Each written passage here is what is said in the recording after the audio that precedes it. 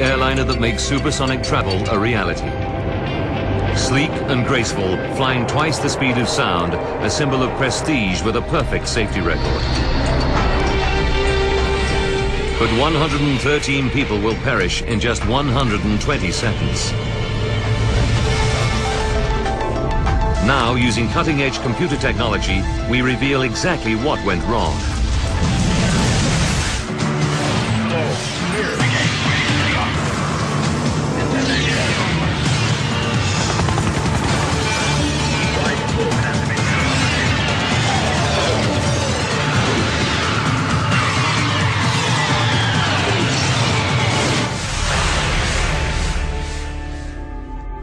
Europe, France, Paris,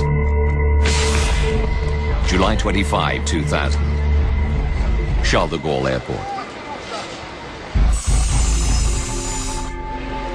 12:30 in the afternoon. 100 men, women and children check in for flight AF 4590. They come from all over Germany and are expecting the trip of a lifetime. A dream holiday.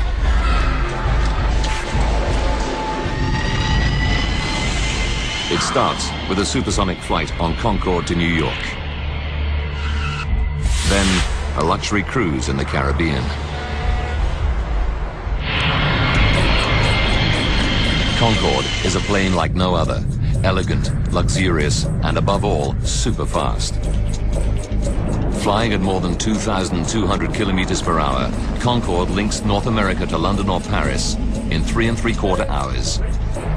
Concorde's unique shape, with a pencil-thin cabin and vast delta wings, enable her to race across the sky at 3 kilometers every 6 seconds. John Hutchinson has flown Concorde for 15 years. Best way of describing it is simply to say that it was a thoroughbred.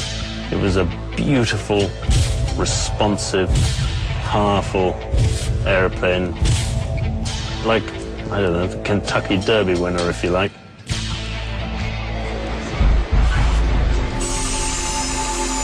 By 1:30, all of the passengers are checked in for their supersonic trip. The pilot, Captain Christian Marty, is already in the cockpit preparing for the flight. The holidaymakers are in good hands. 54-year-old Marty is one of Air France's most experienced pilots. An adventurer of extraordinary talents. In 1982, Christian Marty was the first Frenchman to windsurf across the Atlantic. He's a national celebrity. On board Concorde, Captain Marty runs through his pre-flight check. His air traffic controller is the experienced Gilles Logelin, who arrives to start his afternoon shift. I was on duty at the Southern Control Tower of Paris Airport, Charles de Gaulle. This particular day I was not supposed to work. One of my colleagues the day before asked me for a transfer of shift, so he did my morning shift and I did his afternoon shift. With the change of shift comes an unexpected bonus. Gilles Logelin is now the controller responsible for Concorde's departure. The Concorde is one of the most beautiful planes I've ever seen. The line is pure. I really like to watch this plane landing, taking off. During his pre-flight check, Captain Marty learns that engine number 2 has a technical fault. A small part needs replacing. It isn't serious, but with Concorde, safety is always paramount. After 40,000 flights and 900,000 flying hours, there's never been a fatality. The repair delays Concorde's departure by 1 hour. 3:54. The passengers start to board. Among them are the Eich family, Christian and Andrea, and their 2 young children, Maximilian and Katerina. Klaus and Margaret Frenson are both school teachers who've saved for the trip for 20 years. ordinary families off on an extraordinary adventure.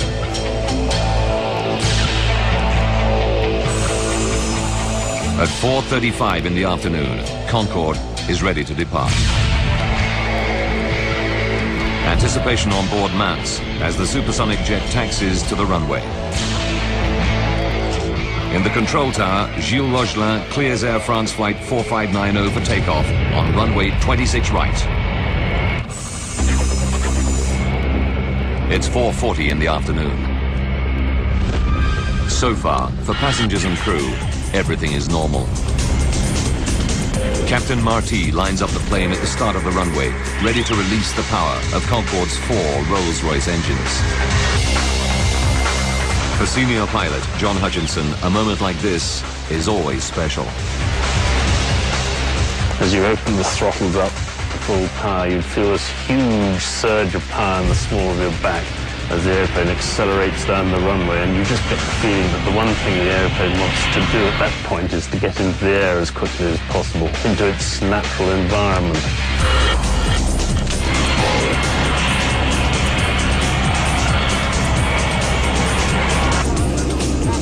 In the control tower, Gilles Logelin monitors the takeoff. I was watching the Concorde gaining power on the runway because it was so nice to see that. It's a very heavy plane, so you know at the beginning is quite slow, and then you gain the speed. Concorde accelerates down the 4,000-meter runway. It passes through 320 kilometers per hour. Using computer graphics, we recreate what happens next. For Gilles Logelin, it's a moment of sheer horror. Suddenly, I saw a flame just behind the body of the aircraft.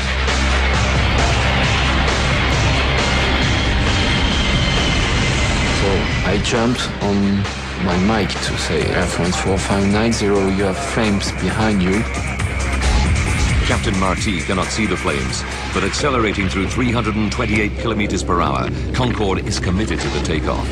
There are only 2,000 meters of runway left, but Concorde needs 3,000 meters to have any chance of stopping safely. After the speed, whatever is the situation, the plane has to take off. He could not abort the takeoff. And as I was watching the flames, I saw the nose of the Concorde lifting up. At 4:43 and 15 seconds, Captain Marty pulls on the control stick. Concorde takes to the air. This is how Concorde flight AF 4590 appears to witnesses. Martine Bournet works in an office on the western edge of the airport. At 4:44, she sees a terrifying sight. I was looking out of my window and I saw Concorde taking off very slowly with the back of the plane on fire. I was really afraid. Because of the flames, I was convinced that the plane was going to explode right here in front of the office. The stricken airliner flies directly overhead.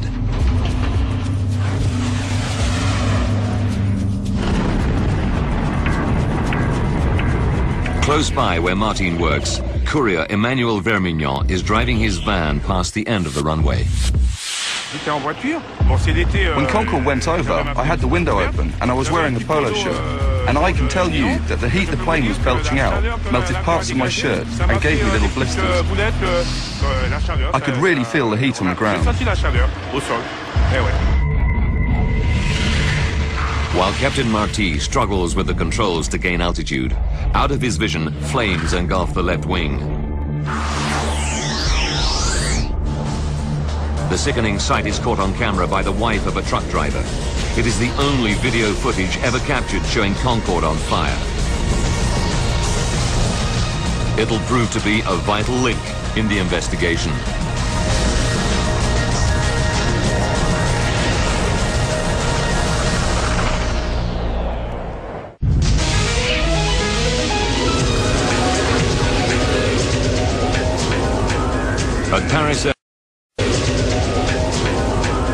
At Paris Airport, a supersonic Concorde has just taken off. But now the plane is on fire and 109 people on board are facing peril. The next 69 seconds will be critical. 4:43 and 30 seconds. Concorde is struggling to remain in the air. It's only 30 meters off the ground and the crippled plane is on a collision course. The town of Gonesse and its 25,000 people lie directly in its path.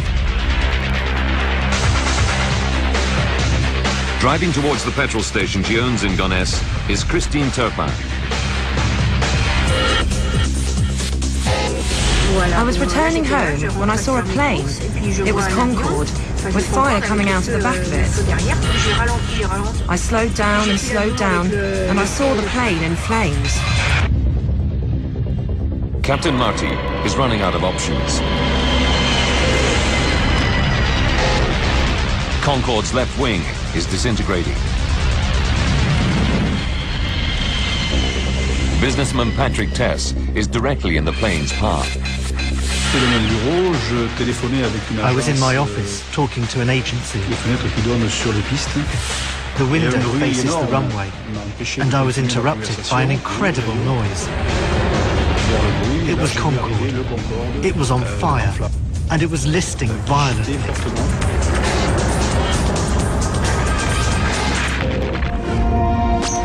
Concorde lurches to the left. The plane stalls and plunges to the ground.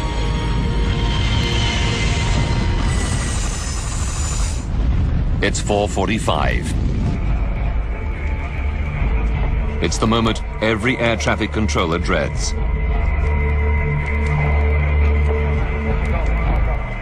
Gilles Logelin reaches for his mic.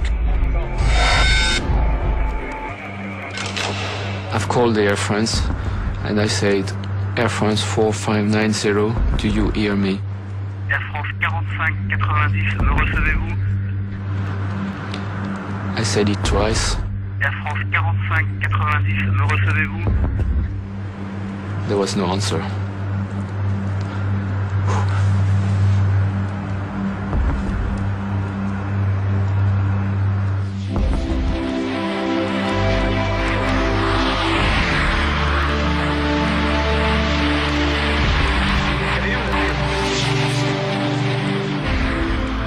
The supersonic jet, loaded with fuel and 109 people on board, crashes right on top of a hotel on the outskirts of Gonesse.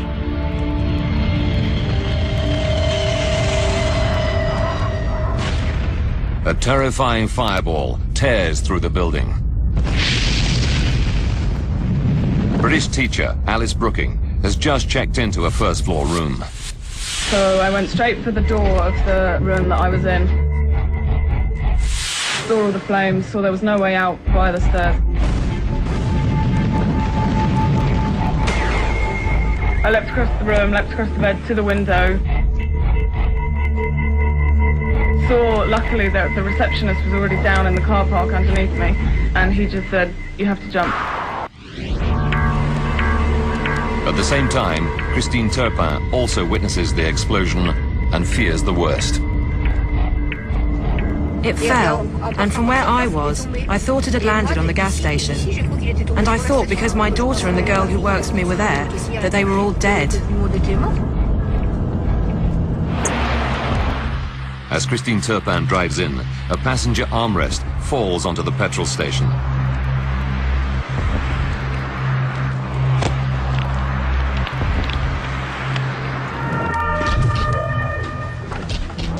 Within 8 minutes of the crash, dozens of fire engines and ambulances race to the scene.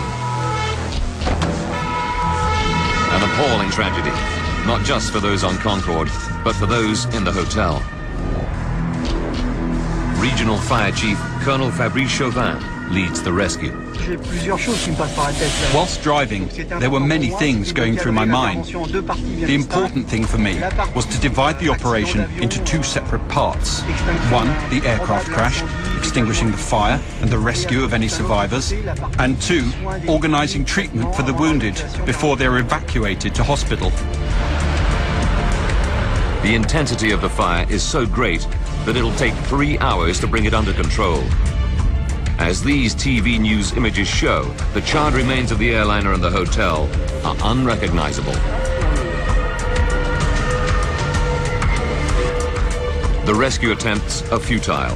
113 people die, 4 from the hotel and 109 passengers and crew in Concorde.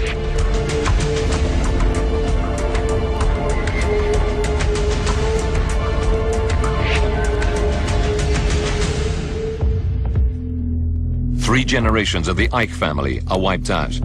The children's grandparents had wanted to treat the family to a holiday of a lifetime and had booked the Concorde flight.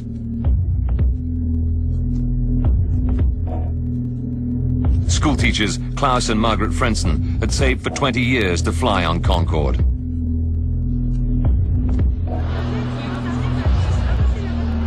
Rescuers begin the gruesome task of pulling the bodies from the crash site.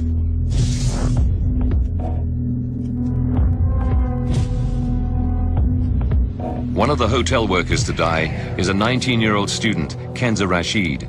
She joined the staff of the Hotelissimo only the day before the crash to earn some holiday money. Another victim is chambermaid Devrani Chandang Singh. She dies leaving behind her 2 children. Most of the bodies are burned beyond recognition, and the forensic pathologists can only identify victims by their dental records.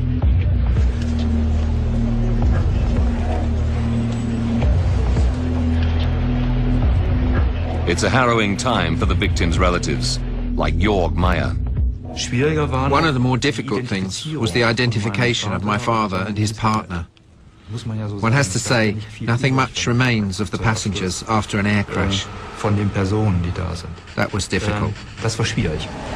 Jörg will have to wait 2 weeks before pathologists identify the remains of his father. That's how long we had to wait. You can imagine that that's not exactly easy, day after day.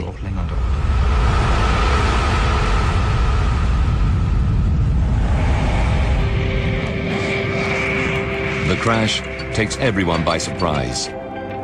Concorde, the queen of the skies, the plane that makes supersonic travel a reality, people's dreams come true, had never had a fatal accident. Until this moment.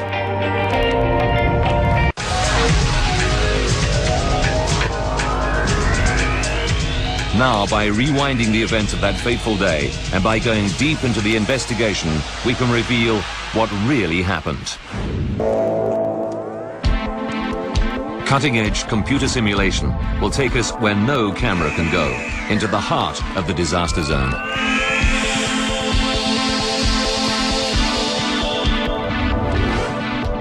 The French Bureau of Air Accidents send their top investigators. Using their data, we can now piece together the deadly chain of events to find out what really caused this terrible tragedy. As the investigation begins, nothing is off limits. Did pilot Captain Marty make a fatal error? Or was there a fault hidden within the perfect plane? Investigators make routine checks of the passenger and luggage lists. Immediately, they find something suspicious. 19 pieces of luggage that, according to the loading report, should not have been on the plane. They don't belong to the passengers on flight AF4590. Could a terrorist have smuggled a bomb onto the plane? It wouldn't be the first time. 270 people died in 1988 when terrorists planted a bomb in the luggage that destroyed a Pan Am 747 in the infamous Lockerbie incident.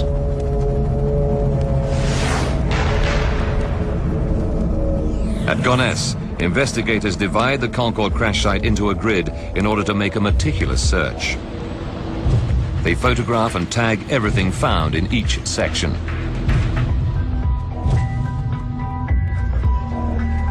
It's a painstaking process, which takes 4 weeks. Then, every bit of wreckage is taken away for identification and analysis. 3 hangars at Le Bourget, another Paris airport, become their final resting place. This pile of debris is all that remains of the hotel. Such is the intensity of the crash and fire that a 40-room building is reduced to little more than a pile of rubble.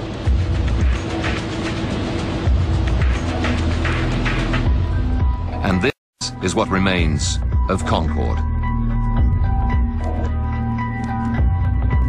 One of the world's finest examples of modern engineering is now just a tangled heap of charred rubber, aluminium, melted plastic, and fractured hydraulics. The French investigators separate and identify every fragment. Among these burned remains lie the crucial clues to the cause of Concorde's crash.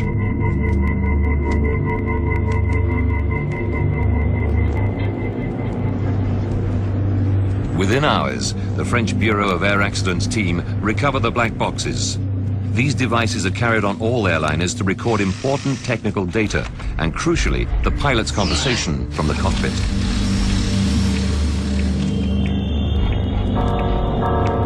They analyze the black boxes. They hear no sound of an explosion. It's clear to them terrorism is not to blame. The investigators are forced to look for a new lead. They focus on the last-minute engine repair Captain Marty orders just before takeoff. They know Concorde returned from New York the previous day with a faulty thrust reverser on engine number 2. Thrust reversers help to slow the planes down after they've landed. Investigators analyze the flight data recorder closely, but find no evidence that a faulty thrust reverser could cause the accident.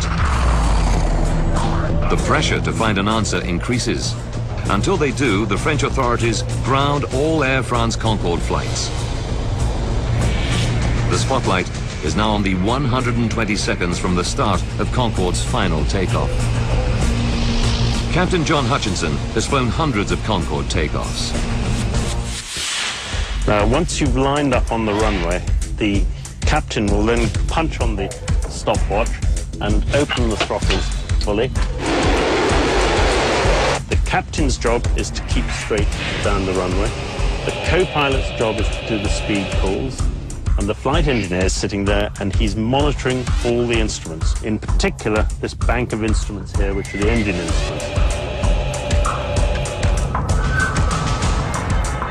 Data from the black boxes makes it clear that everything is normal until Concorde reaches 323 kilometers per hour.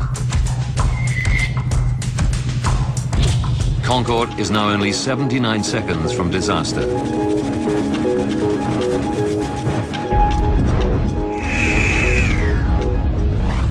Data recorders reveal a sudden loss of power in both engines under the left wing. Immediately, the black box picks up the dramatic warning from the control tower. Air France 4590, you have planes behind you.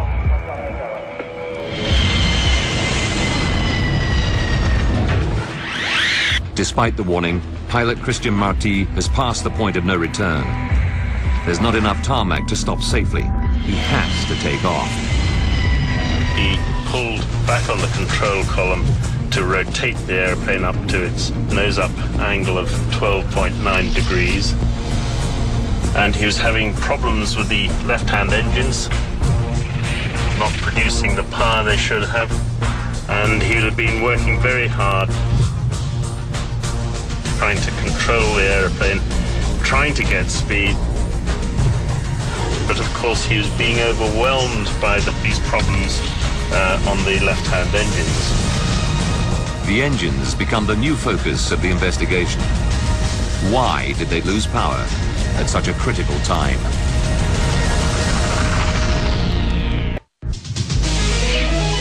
Just 2 minutes into its journey, Air France Concorde flight AF 4590 crashes, killing 113 people. A devastating blow to the world's first supersonic airliner. Using advanced computer graphics based on the official report, we go deep into the investigation to unravel the deadly chain of events. Investigators know that 2 left engines lose power as Concorde passes 323 kilometers per hour on the runway. But why? Then, an important new clue. The French investigators find several fragments of tire on the runway. One of them weighs 4.5 kilograms. Tests quickly confirm they belong to Concorde. It's a significant lead. Why? Because Concorde's tires inflate to extremely high pressures, which make them more likely to burst than other aircraft, especially during takeoff and landing. Pilot John Hutchinson explains. And in fact, when the captain pulls back to rotate, he's actually compressing the undercarriage into the runway, so there's even more stress on the tires and the wheels at that particular point. This additional pressure makes Concorde's tires even more vulnerable. Now they're onto something. The French accident investigators go back through the records and discover that for Concorde, tire blowouts are far from rare. They identify over 50 cases of tire burst on takeoff and landing over 24 years.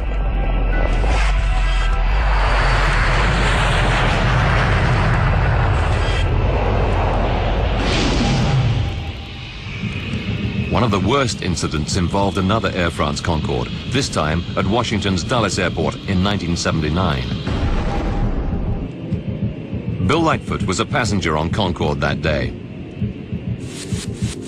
I could see a big ragged hole in the wing with like pieces of aluminum or metallic alloy and a lot of liquid pouring out of that of the hole that had been ripped in the wing.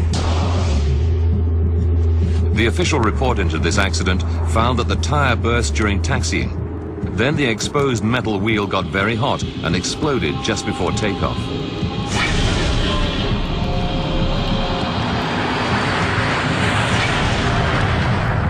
The plane took off, but 20 minutes later returned safely to the ground.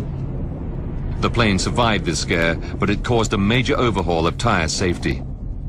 Concorde engineers installed sensors to detect underinflated tires, modified inspection procedures for wheels before every flight, and most importantly, as aviation expert David Learmont explains, developed stronger tires that can carry twice their normal load. The requirement was that in test flights, you should be able to have a complete tire blowout during the takeoff run, and that you should be able to complete the takeoff with no tires left. And that is what the wheels subsequently were, and never again did a wheel fail. That is, until 18 years later in Paris, when something goes very wrong. Despite all the safety measures, one of Concorde's tires explodes in fragments. Investigators dig deeper. They re-examine all the debris found on the runway and then make the most important discovery of the investigation. This 43-centimeter mystery strip of metal. When you match the 43-centimeter strip of metal to the damage on Concorde's tire, it's a perfect fit. Suddenly, the whole inquiry now depends on the source of this metal. Where did it come from? It takes 5 weeks of painstaking detective work, comparing it to the thousands of parts that make up aircraft. Then, a breakthrough. They discover the metal strip comes from the engine mounting of a DC-10. The flight log from Paris reveals a Continental Airlines DC-10 took off 5 minutes before Concorde. They track down the plane to Houston, Texas, and incredibly find the engine has a missing part. It's the metal strip fitted 16 days earlier during maintenance on the DC-10. When David Learmont first sees the photographs of the strip of metal, he's astonished. It had really rough edges, and this was not just rough edges because Concorde had run over it. It had been cut roughly. The edges were not straight, not even when it was made. The other thing is that it had holes drilled in it for putting screws or rivets through, and these were all over the place. thing is that it had holes drilled in it for putting screws or rivets through, and these were all over the place. Investigators now have a very strong theory about how the strip of metal contributed to the crash. 81 seconds before the crash, Concorde AF 4590 is traveling at 323 kilometers per hour down the runway. The tire hits the metal strip. The tire explodes, and a massive 4.5 kilogram chunk of rubber from the tire flies at high speed up into the wing. But Concorde's fuel tanks are in the wings, and the delta-shaped wing is not designed to withstand such an impact. This sort of eventuality had never been foreseen in trials. It was estimated in all the trials for certificating the aircraft in the first place that if a tire exploded, the pieces of tire that would actually come away from the wheel would be about 1 kilogram in weight. The chunk of rubber that hits Concorde's wing that day weighs nearly 5 times as much, 4.5 kilograms. No one had planned for that sort of impact.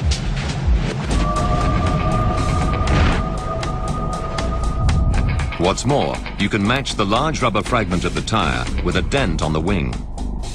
But surprisingly, the wing is not punctured at that point.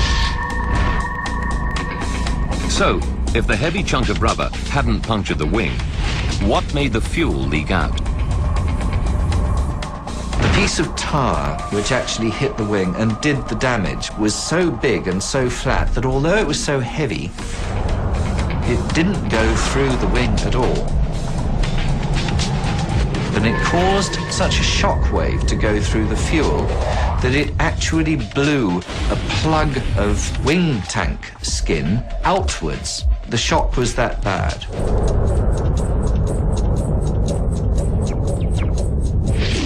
When the rubber chunk hits the wing, it sets off a pressure wave which finds the weakest joint in the fuel tank. The fuel bursts out of the tank. 75 liters of fuel pour into the engine every second. But even fuel gushing over the engine needs a spark to ignite. Where did the spark come from?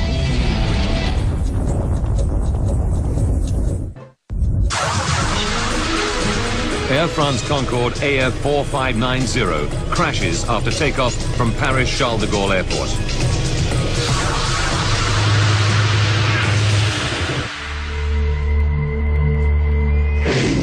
Our graphics can simulate a virtual camera on the runway to reveal the cause of the accident.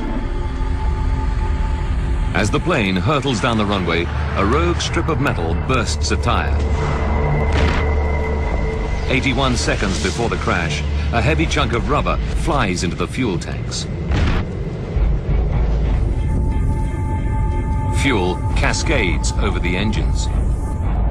Not enough on its own to cause a catastrophe, it needs a spark.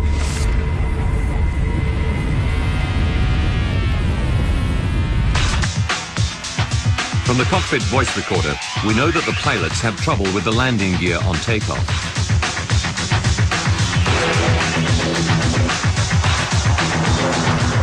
As Concorde struggles into the air, pilot Christian Marty calls for the undercarriage to be raised. But it stays locked open.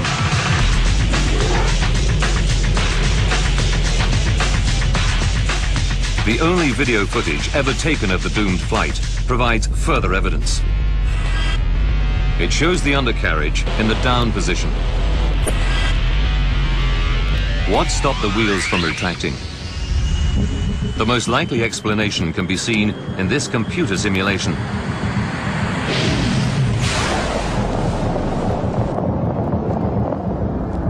Shrapnel from the burst tire flies up into the landing gear bay, where it severs power cables. The undercarriage is now stuck in the down position.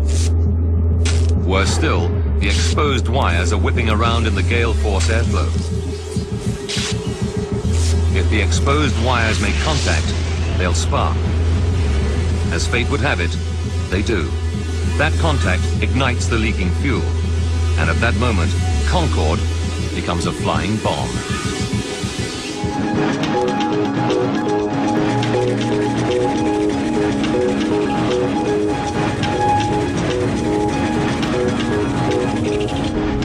We can now tell you what it must have been like for Captain Marty in the cockpit.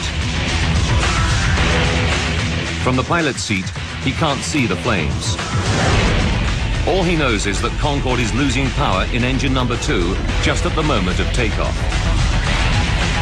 1 second later, the control tower alerts him to the fire. Air France 4590, you have flames behind you. Computer graphics show how Concorde would have looked. Now, to make matters even worse for Captain Marty, the number 1 engine is losing power as well. Events are conspiring against him. Aviation safety expert Peter Deilmann explains why. There was a fantastic gush of fuel out of this quite large hole. It was literally drowning out that engine, which gradually lost power and finally went out. So the pilots were left with 2 engines when they're normally accustomed to having 4. It couldn't happen at a worse time. Captain Marty needs maximum power, and there's not enough runway left to stop. He wrestles Concorde into the air. Cockpit voice recordings reveal that at 4:43 and 22 seconds, the engine fire alarm sounds. And 3 seconds later, the captain shuts down engine number 2.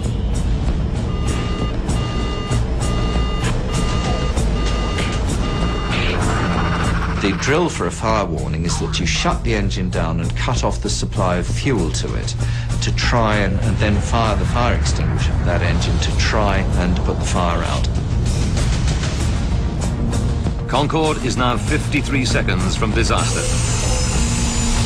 Gilles Rogelin in the control tower gives what help he can to Captain Marty.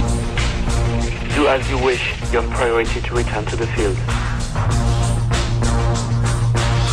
But at 60 meters, Concorde is too low to turn around. So instead, Captain Marty tries to fly the crippled plane to the nearest runway at Le Bourget Airport, just 5 kilometers ahead. But there's a new problem for Captain Marty.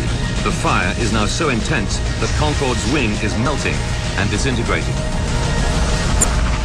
The rear end of the wing on Concorde are the controls known as elevons, which enable the pilot to point the aircraft's nose up or down. The fire was so fierce that the rear structure of the aircraft was being virtually evaporated. The pilot's essential controls were being destroyed. At the same time, the toilet smoke alarms are heard on the voice recorders. For the passengers, fumes in the cabin make conditions unbearable. Concorde is now 49 seconds from disaster.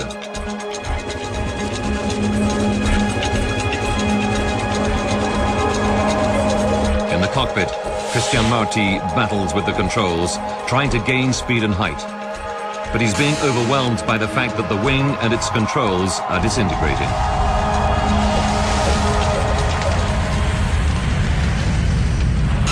"33 seconds. The engine fire alarm sounds again and remains on for the duration of the flight. Captain Marty runs out of options. Even the runway at Le Bourget, now only 3 kilometers away, is out of reach. With just 11 seconds left, the control tower hears Christian Marty's final words.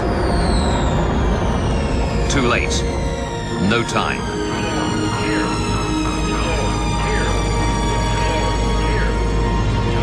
4 seconds left.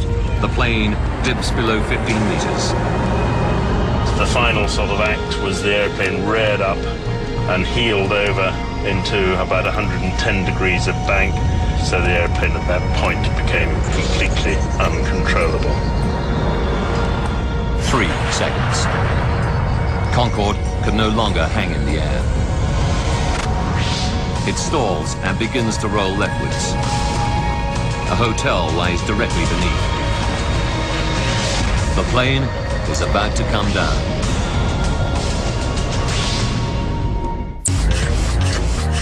Just 118 seconds after Concorde begins accelerating down the runway, 109 people are staring death in the face.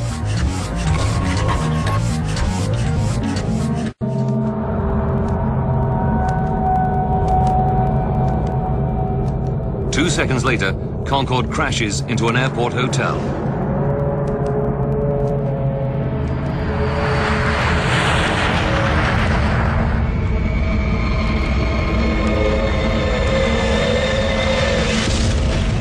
All 100 passengers and 9 crew on board are killed, as well as 4 people in the hotel.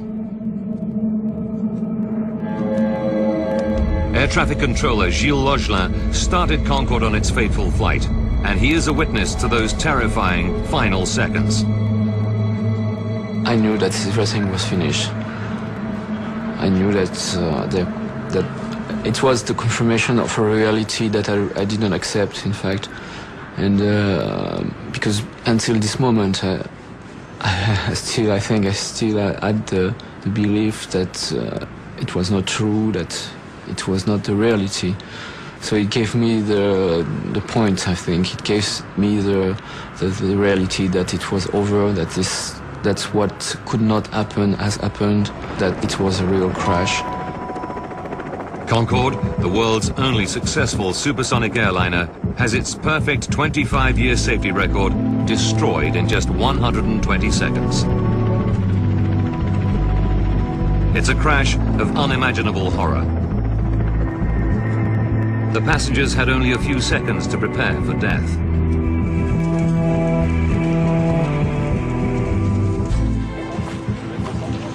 Two days later, relatives are allowed to lay flowers at the crash site.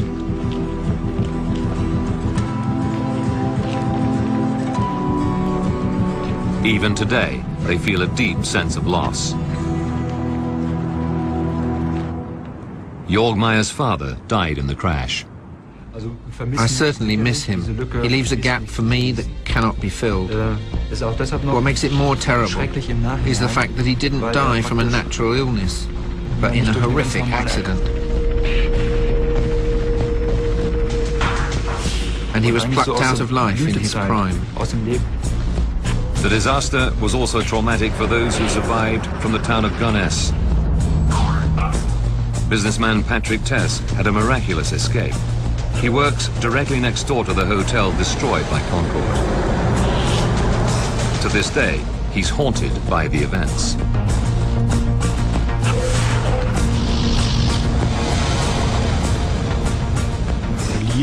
Well, of course the crash had an effect on me. You can't remain unaffected by it.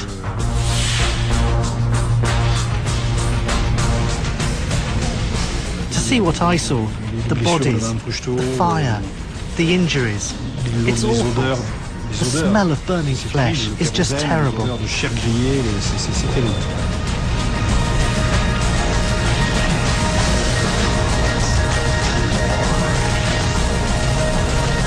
For Concorde, the Paris disaster is the beginning of the end.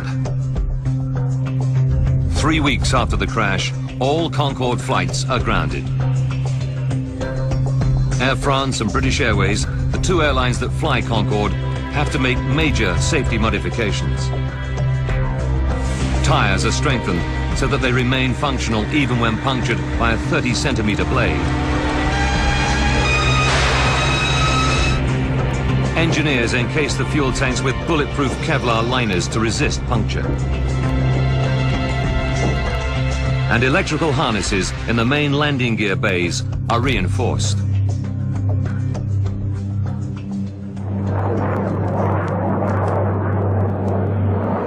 But Concorde was never to regain her former glory. 14 months after the crash, Concorde passenger flights resume. But the cost of maintaining and upgrading the aging fleet is too great. Passenger numbers decline sharply.